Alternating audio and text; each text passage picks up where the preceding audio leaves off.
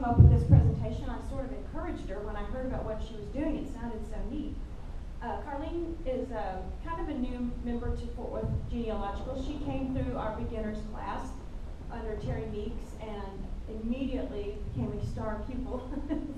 She really took to it, to genealogy. She was really good at it and was very highly motivated, partly because she has so many family treasures between she and her husband's side of the family. They've inherited or come up with or purloined or taken out of the house or whatever. But, you know, I always say the things should go to the people that want them the most, that are really going to treasure them and use them. She's retired from USMD, which I was sort of secretly hoping that something would happen, and it did. So she's now retired, and she's got onto our board, and she's an excellent genealogist and researcher and historian too, and she's looking at getting into some of the lineage society. She's working on her lineage papers for some, and was already a scrapbooker, loved scrapbooking, and then when she got into genealogy, it just was like a perfect marriage. She's taking these old things and she's turning them into great scrapbooks.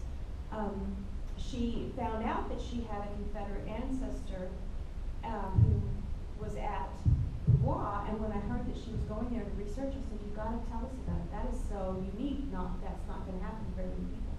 So please help me welcome Carlene Johnson. She's going to tell us about Beauvoir and old soldiers' homes.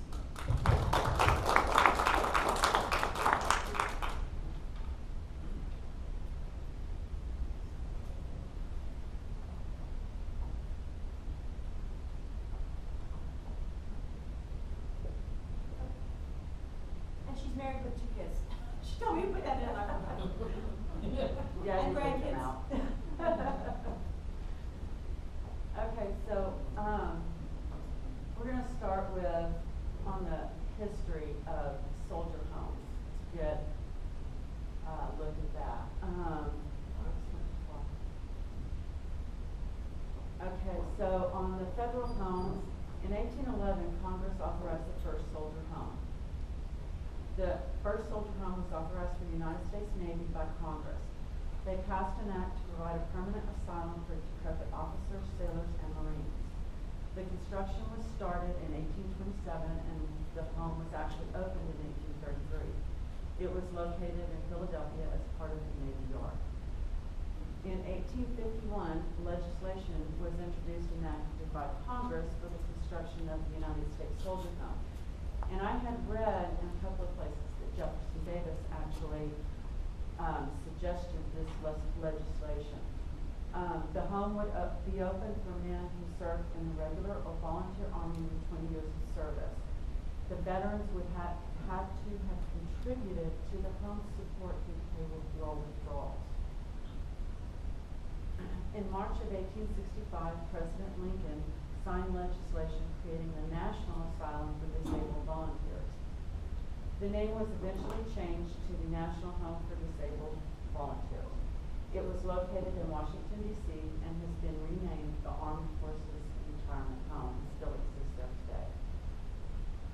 The first federal asylum opened in Toga Springs, Maine as the Eastern Branch. This was followed by 14 additional federal soldier homes opening across the United States. And these were for men who were actually in the armed forces.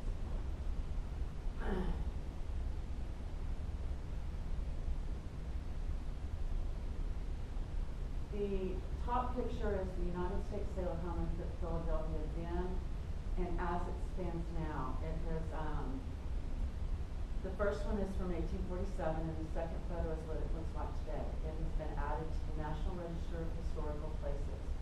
The Naval Home was eventually moved to Gulfport, Mississippi in 1976, and then it was renamed the Armed Forces Retirement Home, Gulfport.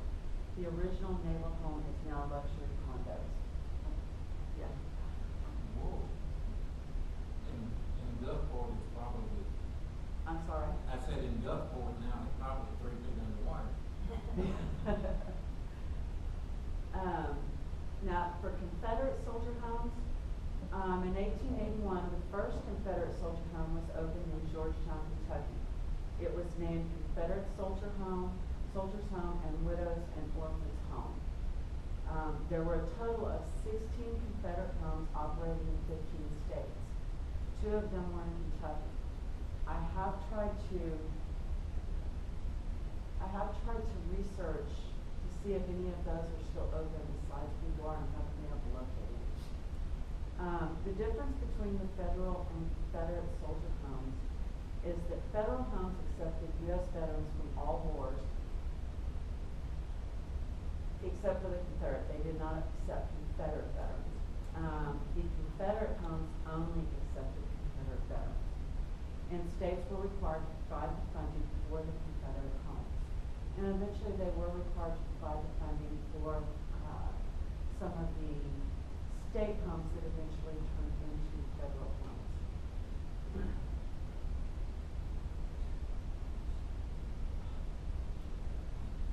Okay, this is the one of the homes that was in Kentucky, and it's in the Hayway Valley in Kentucky.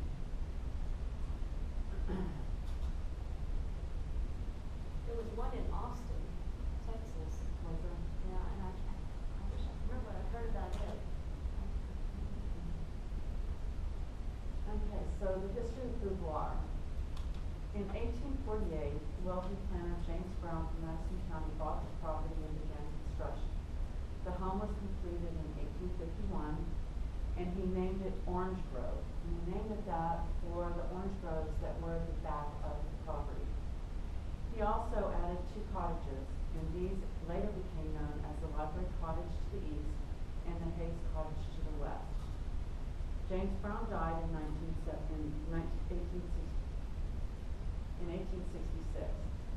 But in 1873, the United States Court for the Southern District of Mississippi had to order that the property be sold to pay taxes and to settle his estate. A man named Frank Johnston bought Orange Grove in April of 1873, but he only owned it for 3 months. And he then sold it to Samuel and Sarah and Ellis Dorsey. Sarah renamed it Beauvoir for Beautiful View.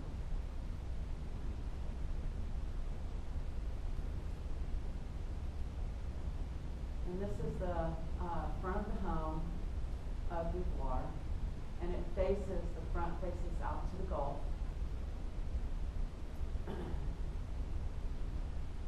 And this is the view from the home, so as you can see, it is a beautiful view, and it's just wonderful. Yes? Is this the one in Gulfport? Yes. Wow. Yeah. You know how it fares with the hurricane?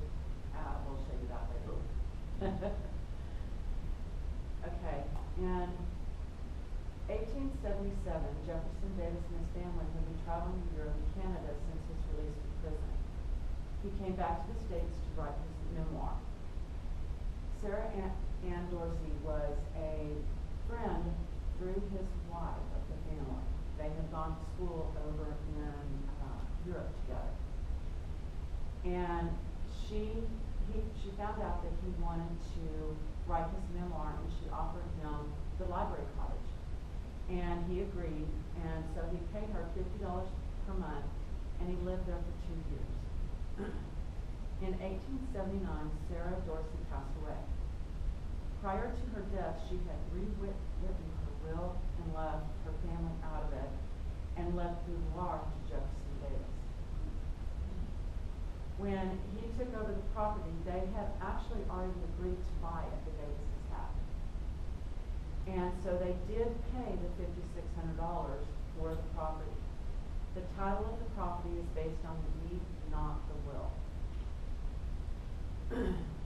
In 1889, Jefferson passed away. In his will, he left Winnie, his youngest daughter, Beauvoir. The reason he did that is because she was the youngest and figured she would outlive her mother or her sister. But she passed away at the age of 33, and Marina Howell Davis inherited Beauvoir. After Jefferson Davis passed away, though, his wife Marina and their daughter Winnie returned to New York. They became writers and lived in New York. And Marina wanted to sell Beauvoir. She got an offer for $90,000 from a developer from the north, and she refused that offer. In 1903, she had been talking to the sons of the Confederate veterans, and they agreed to purchase Beauvoir for $10,000. She had two conditions of the sale. The first one being the property was to be used as a home for Confederate veterans and their wives or widows and their servants, and two, the property would remain a shrine to Jefferson Davis. The property could only be transferred to the state of Mississippi. If it was used in any other way or transferred to another party, the property would revert back to her heirs.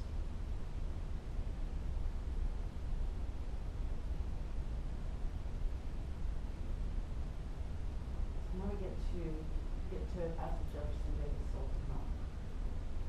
Mississippi was the second state to secede from the Union and the second to last state to establish a home for aging veterans. The home opened in December of 1903. The first veteran to move in was J.R. Clymer from Madison County, Mississippi.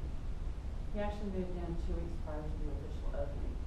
The reason being is that he did not get word that it was delayed for 2 weeks before he left his home in Madison County. So when he got there, they went on ahead and found him a place to stay in the home while they were finalizing the construction on the home. In 1904, the state of Mississippi was given control of the home to run it for the Confederate veterans. The home served more than 1,800 veterans, their wives, and widows. This was one of the few homes that did allow wives and widows to live there. The state of Mississippi, the veterans ended up they were on an excursion, and they went to the House of Representatives for the state of Mississippi. And some of the veterans spoke to the legislators to get funding and stuff like that, to tell them that it was okay. And my great-great-grandfather, Abner Walker, who was a resident of Beauvoir, he said he had urged that the claims for the home were modest and not unreasonable in order to get the funding for it. It did take a lot to run that home.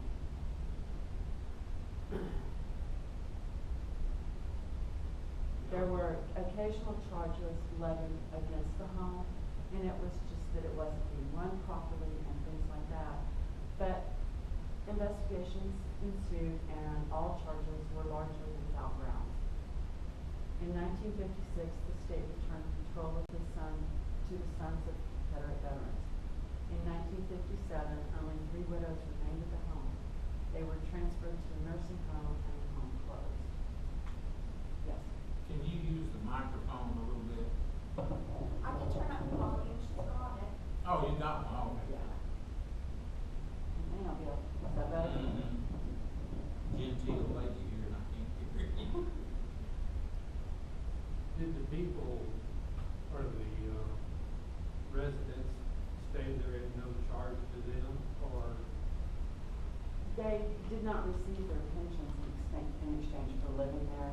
So I'm not exactly sure how it was paid for them living there, whether they took the money for the pensions. I couldn't find any information on that, on how it was exactly run like that. I know that the state of Mississippi did provide the money once they started taking money, once they took over for it. So Abner Walker, he's my great-great-grandfather. He was born in Harrison County in 1845 to Daniel and Eliza Walker. He joined the Live Oak Rifles, Company A, in Jackson County, Mississippi. This regiment was formed in the spring of 1861. It contained men from various counties, including Harrison County. It surrendered with the Army of Tennessee. There's unfortunately very little information on the Live Oak Rifles. I would have loved to have found more. And Abner's Civil War service records and pension records, I cannot locate those. I have dug and dug and dug and could not find them, nothing on it. But he had to have something in order to get into the soldier home, because They required it before they admitted them.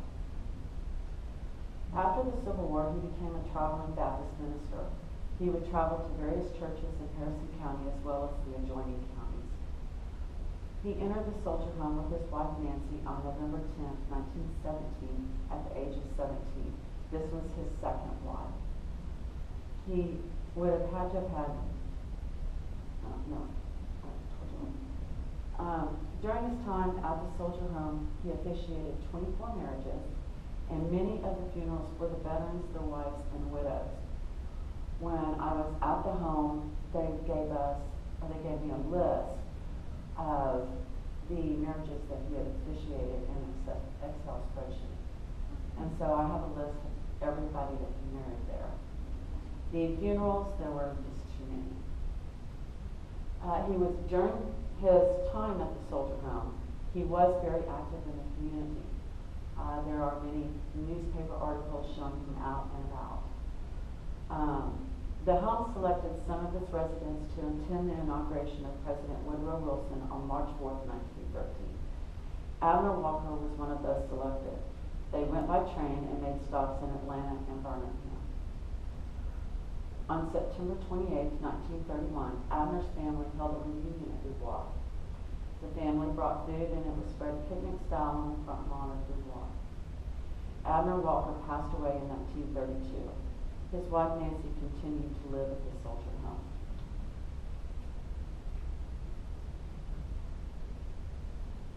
So when I was researching Abner, in the beginning, I came across the 1930 census. And as you can see here, here's Abner and Nancy. It shows them as inmates. I'm like, huh? That was rather confusing. So I'm going, why is that? So I scrolled to the top, and at the top it told me Jefferson Davis Soldier Home. That's when I found out that he actually had lived there.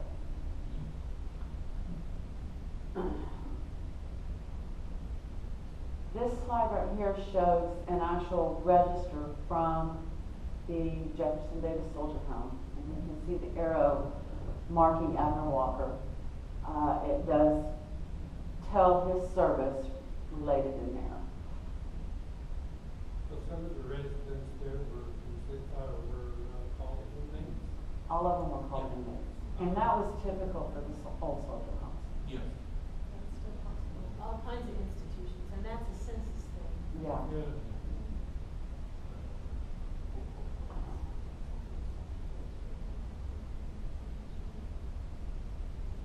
Okay, so this is Abner and Nancy Walker. They're on the rear steps of Beauvoir.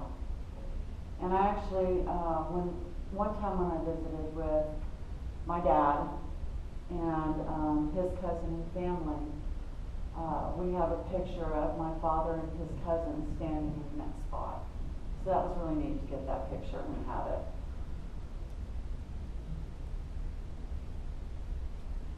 And this one is showing Abner and Nancy standing outside of the barracks at the soldier home.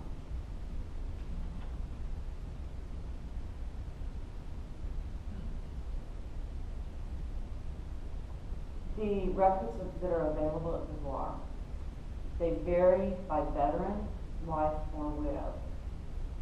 For each veteran, there will be a card that shows the soldier name, county from which they came, date they were admitted to the home, their age at the time, their military information, and date the veteran died. And this was real important for me to find this because I had seen where he had been part of the Live Oak Rifles, but I couldn't prove it. And so this gives me just one more thing to say, okay, you had to have papers to get in there. And I do know that on my husband's side, with a Union veteran, we have his actual discharge papers in our possession. So it could be that, you know, Abner had his papers for that, but somehow they've just gone away somehow. And it also, they also have a card for the widows as well, or for the wives. Beauvoir also retains a folder for each veteran. This may contain military information as well as family information. There are some veterans that have a lot of information in there, and then there are some are not. Abner, not so much. We have just a few pages in his folder, which a lot of times the families have contributed a lot of information to the folder that they have. So I will be contributing some of the information that I have found to that folder in Mississippi in case anybody else goes looking for it. Most of the actual soldier home records that survived the hurricanes are now retained at the University of Southern Mississippi in Hattiesburg. Most of the material dates from 1944 to 1954. The documents in its holdings are records of board of directors and superintendents, payroll and budget records, but they also have inmate files.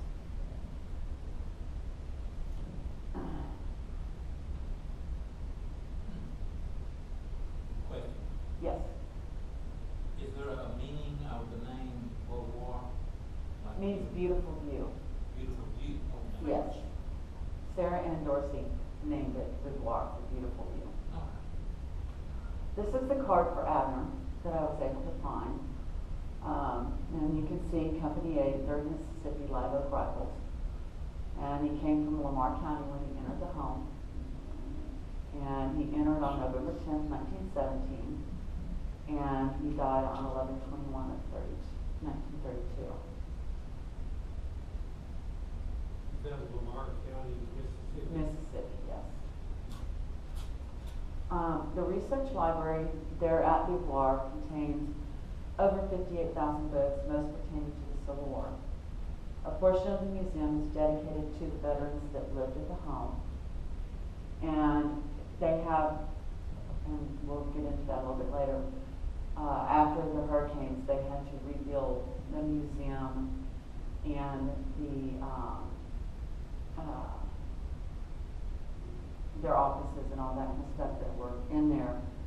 And so now the museum is upstairs, and it's their important stuff. The research library is upstairs, and it's towards the back of the building, so hopefully next time it won't have as much damage, but there was quite a bit of damage done to it.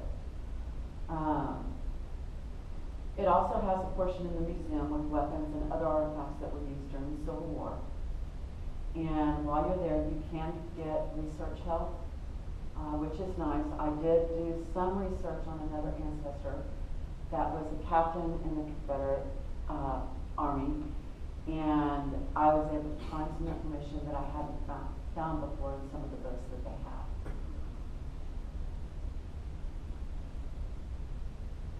They have poultry access. Is that because they pay for it, or does NARA consider them a site?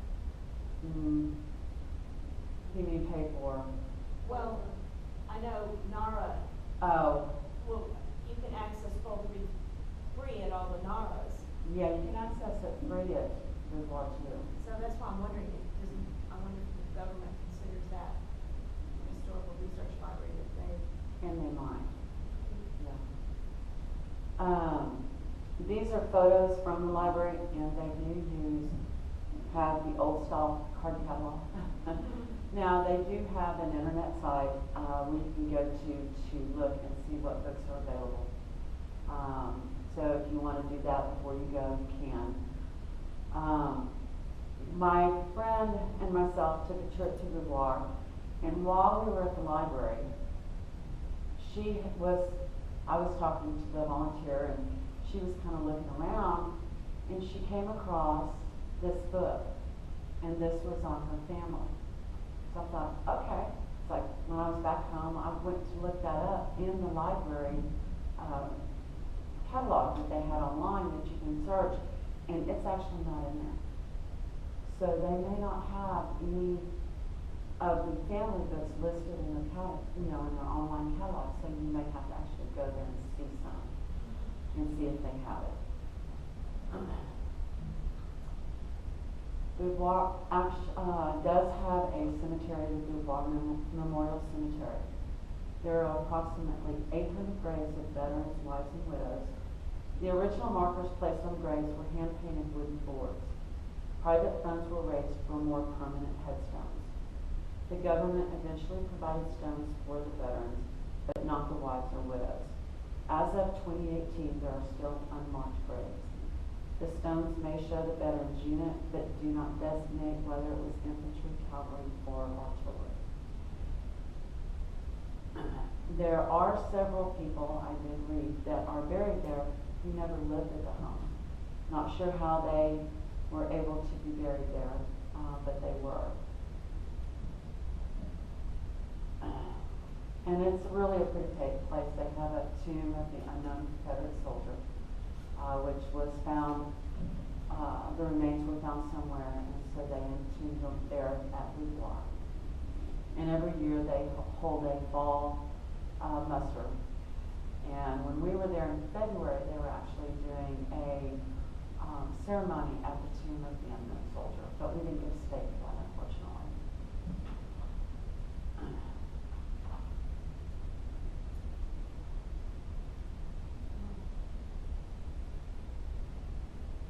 And this is the cemetery. Do they have an official, historical designation also? The Jefferson Davis Soldier Home, yeah, it's the only historical place to survive after Hurricane Katrina on that part of the Gulf Coast.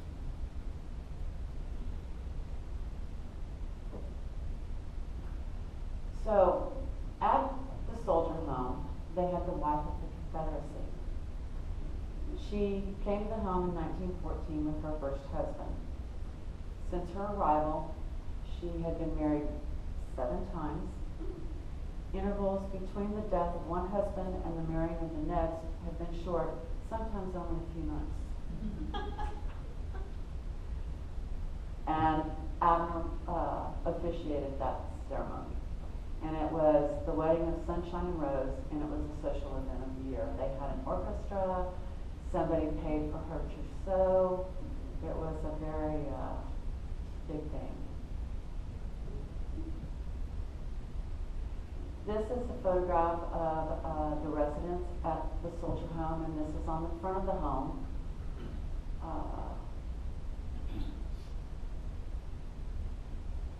What was the date on that? You know, I don't know. This is the, I don't know if any of y'all have ever been to Gulfport. This is what the beach used to look like when Beauvoir was first there. Since then, the state of Mississippi has come in, and of course they built Highway 90 right in front of the home. And then they've also done man-made white sandy beaches, and every year they actually have to go in and refurbish the sand, put the sand back after the storms each year. So every year usually around January they start it and they finish it sometime in February or March. And it's really a neat place to go.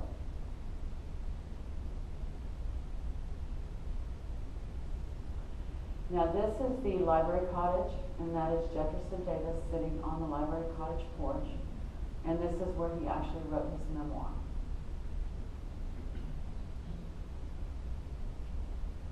And this is the Hayes cottage, and when his daughter Margaret and her family would come and visit, they would stay here.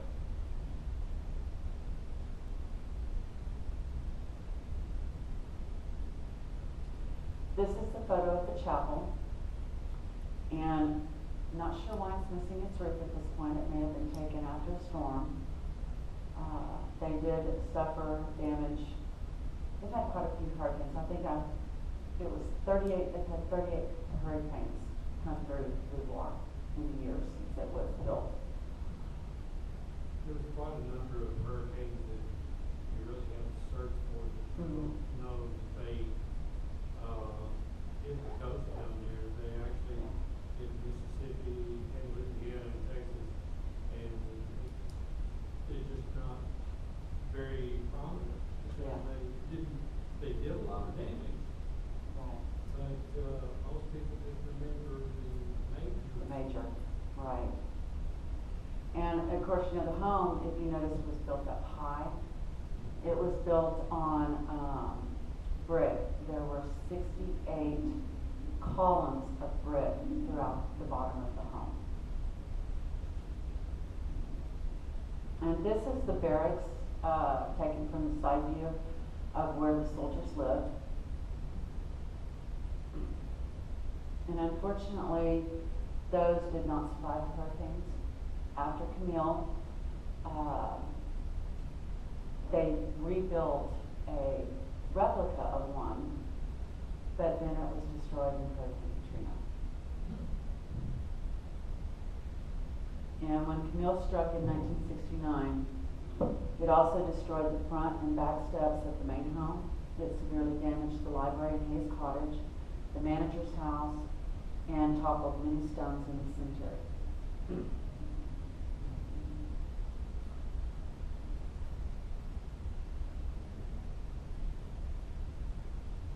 This is the inside of the chapel, and they used this when they would have get-togethers. They would bring people in to entertain the soldiers. The soldiers would use this sometimes as a rec room as well. And I read an article today where the soldiers loved their tobacco, and they didn't have enough money to provide them with tobacco. And somebody sent out a plea for people to send them tobacco. And one lady had sent them 100 packs of tobacco.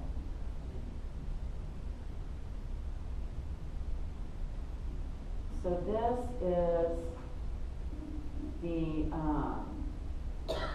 this is when Hurricane Katrina struck.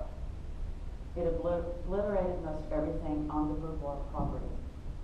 The home suffered extreme damage. This is underneath the home. And that is what the home actually looked like after Katrina. The library and the Hayes Cottage were both destroyed. The brick hospital, Confederate Soldiers Museum, the director's house, and the replica of Veterans Barracks were destroyed. When they went to rebuild, the state of Mississippi, in order to receive the funding, said that they could only rebuild things that were original to the property when Jefferson Davis lived there. So they were not able to rebuild anything that had to do with the Jefferson Davis soldier home. And so when you go there, they'll take you on a tour, and it will focus on Jefferson Davis. That is the main focus. But when you go up to the research library and you talk to the archivist, then you can find the information on a soldier if you have one that lives there. So this building is no longer there? No, it is there. They rebuilt it. Oh. And on the inside, it has hand-painted walls. I mean, it's absolutely spectacular. And when they were doing the rebuilding of it, they had to have people come in and actually repaint the walls. And they got it back. Now, when we were there a few weeks ago, they did have some other damage. I'm not sure from what. I think it may have been from a tornado. And so over here, on this side is where one of the daughter's rooms was. And that had the damage to it, so you couldn't actually go into that. It did uproot trees, and it did knock over some of the stones in the cemetery, which there were still some down when we were there.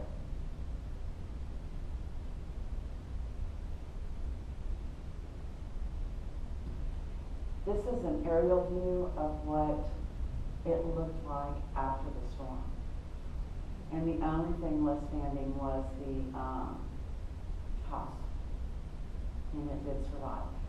And a lot of that was due to the water. The water did come up a foot into the house or more, and it did push the furniture back towards the back of the house. It ruined the front doors. The house had English slate for the roof, so they had to replace a lot of that. And then a piano from inside the home was found in a tree. Yeah. So If you ever get a chance to go, definitely go. The arches, which were right here, so when I showed you the picture in the beginning looking out, there were some arches there. The President Casino barge broke from its moorings and destroyed the 15-foot tall memorial gateway at the entrance to Beauvoir. And it cost $25 million in repairs. They reopened 3 years after the hurricane. And that's it. That road had to be redone. Yeah. The road had to be redone. Anything that was basically anything that was 100 yards from the ocean was gone. That's how bad it was. If I'm not mistaken, I think when that occurred, and it's on the national news, and it's showing a lot of destruction there, Mississippi. I think they showed that particular building. They may have. And it may have had a sign in front of it that said, Beauvoir 0 and Katrina 1, but the game's not over yet. Yeah. So. What do they But call it? Beauvoir now, or? They call it Beauvoir, the Jefferson Davis home. It is Oh. a shrine to Jefferson Davis. Okay. The museum that they had to completely rebuild is upstairs, and it does have artifacts from the family. As a matter of fact, the piano that they got out of the tree is actually on display there in the museum, so you can see what it looks like. They have the coach that was used during his funeral. You're not there on gonna tell me display. that piano is still in tune, are you? No. They did build a replica to put into the home itself to show everyone what it looked like. But they had told us in the beginning that they don't take anything out of the home when they're expecting a hurricane. They just leave it as is. So a lot of the pictures had to be completely redone. The furniture had to be, it had to be fixed, and then they reopened it. It's an absolutely beautiful place. If you do go there and take a tour, I would suggest a private tour. You do have to schedule those in advance, but you will have one person that will take you over the entire property. If you go there and just do their basic tour, you get a basic tour of the home, and that's it. You can walk around the grounds and see stuff, but there are things that you wouldn't normally see, like there's a grave for the donkey that was beloved by the soldiers. His grave is there on the property by one of the ponds. So it's a very, very interesting tour. And I was able to find out so much about Abner and my other great-grandfather while I was there at the research library. And they were very, very helpful. I got to go in the back. We actually got to go in where they have all of their holdings back in the vault. And my husband was really happy when she let him hold a weapon from the Civil War. So I have a picture of him holding that. He's just smiling away. Where from there and that is the cemetery? The cemetery is back over in this area right here. See these little, I don't know if you can see it, there's little whites back there. It's over behind the cemetery. And when we were there in February, they had camels, and they had goats, and they had all kinds of animals, and you could feed them. So we got to feed the camels and the goats and stuff. Now, when we were here the last time, we didn't see the animals, and that could have been the storm that they had just gone through. But we did other research while we were there, and so, but we were researching there and looked at missing. We got there at 10 o'clock and went through the tour, and then started researching, and I think it was 2 o'clock, and I looked at my watch, and I'm like, oh, it's 2 o'clock. So, but my ancestors are from Harrison County, so I have done other research for them in that county. So, You said they weren't allowed to rebuild, but those two houses, the library, Jefferson Davis did live there. yes, so the library cottage and the Hayes cottage were rebuilt. The barracks, the hospital, the chapel, those were not allowed to be rebuilt. In the Hayes Cottage, and I don't know how they get to do it, I didn't ask, because I don't think I'd want to stay there. But in the Hayes Cottage, they actually have people stay there, overnight. And, we got to go into the Hayes Cottage, and it just has this really bitty living area. And it has a nice big bedroom, and you can go sit out on the porch and stay there overnight. So it looks kind of neat, but I feel a little hesitant.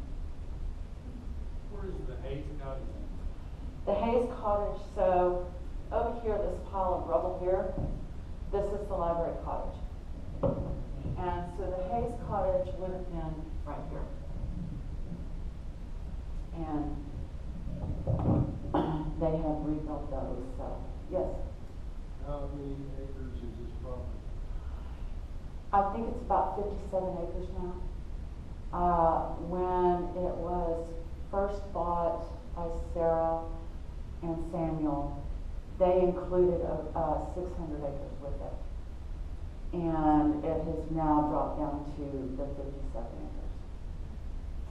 And there's really, there's no building going on much behind the property.